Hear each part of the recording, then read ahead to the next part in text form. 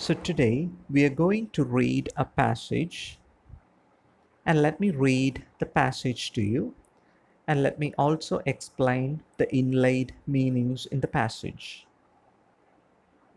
So here we go.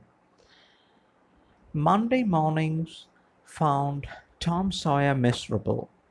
Monday morning always found him so, because it began another week's slow suffering in school. He generally began the day with wishing he had had no intervening holiday. It made the going into captivity and fetters again so much more odious.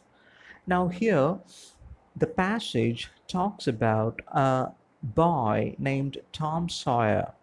And Tom Sawyer is in a state of misery. He's in a miserable state of affairs.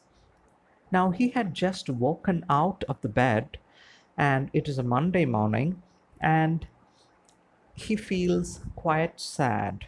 The reason behind is that today is Monday and he will have to go to the school to attend the classes, which of course is a tiresome process.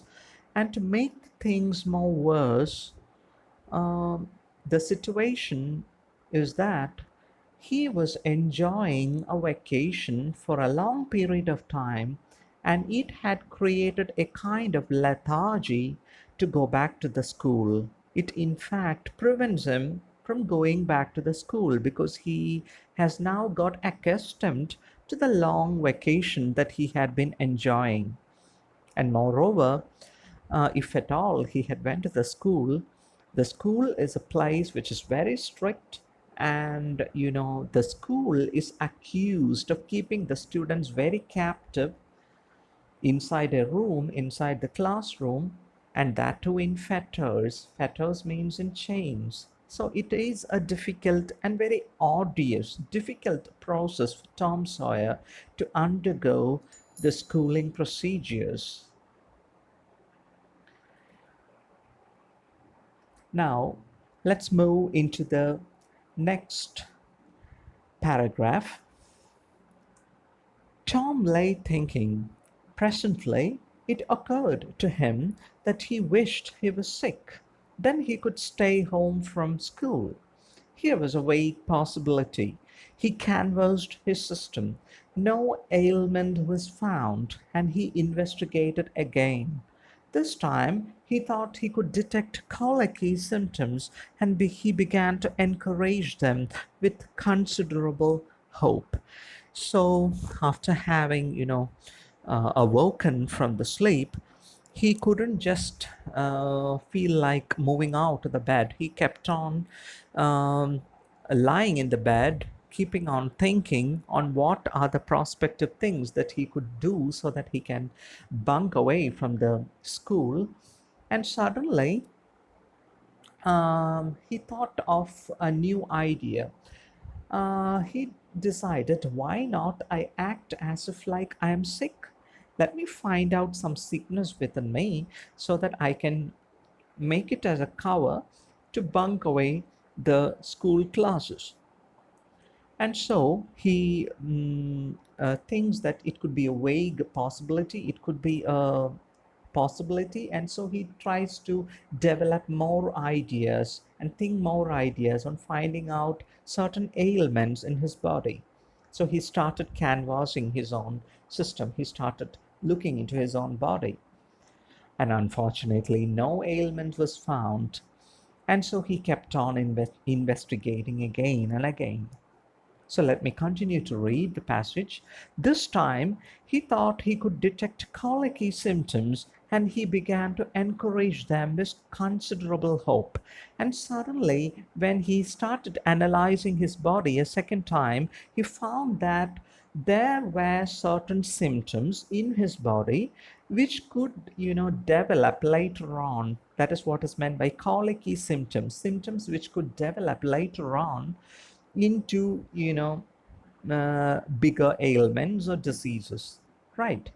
Life threatening diseases. But they soon grew feeble and presently died wholly away. And as he was observing his own symptoms, he found that they were negligible ailments, which needn't be stressed upon, and nobody is going to believe that after all he's having such colicky symptoms because he looks perfectly all right from the outside. He reflected further, so he decides to think more and more. Suddenly, he discovered something, and suddenly he finds out something. One of his upper front tooth was loose, and this was lucky. He was about to begin to groan as a starter, as he called it, when it occurred to him that he came into court with that argument. His aunt would pull it out, and that would hurt. And suddenly, he found out a thing. He started investigating his teeth, and he found that one of the upper tooth, it was loose. And so he was so happy. Wow, I have found out a new idea to get away, to bunk away my school classes. And suddenly he thought about his aunt. His aunt is such a ferocious personality that there are chances that she would come and pick away the tooth. If it is found that the tooth has some problem, she might just pick it out, so it might again cause pain to Tom Sawyer. So he decides not to use this particular reason to bunk away the school classes. Let me continue to read. Nothing offered for some time, some little time, and then he remembered hearing the doctor tell about a certain thing that laid up a patient for 2 or 3 weeks from under the sheet and held it up for inspection. Nothing, in fact, turned around. He couldn't find any valid reason to take a leave from the school, and suddenly he remembered about a issue with his toe, one of his toe in his feet. And this toe was considerably injured, and he had a little bit of pain in the toe. And earlier, when he had consulted the doctor, having found that it was a silly kind of injury, the doctor said that the doctor just wanted to avoid Tom Sawyer, and so he said, Tom Sawyer, if you again bring over here to my clinic with your foot, I'm going to cut away your toe. Okay, so this was a funny remark that doctor had made, and Tom Sawyer had taken it too seriously in his mind, and so he shuddered. So if I'm going to take a leave because of a yeah, because of the pain in my toe, definitely I'll be getting hospitalized, and the doctor is going to remove my toe. So he decides not to do that after all, because removing the toe involves pain, and so he decides to cover up that particular reason again. Okay, but now he did not know the necessary symptoms. uh, Sorry, I left a line back. So the boy eagerly drew his sawtooth from under the sheet and held it up for the inspection. But now he did not know the necessary symptoms. So finally, the boy, having found that there was no valid reason, he lifted one of his legs up and he started observing his sore toe. Okay, the toe with the issue in it.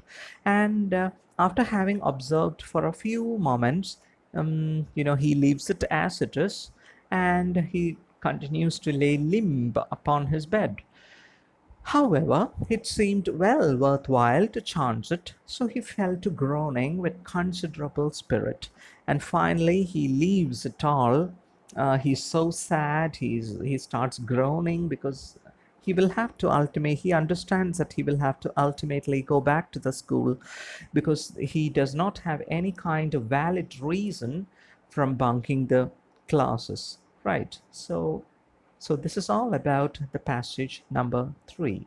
Hope you enjoyed the reading and the explanation.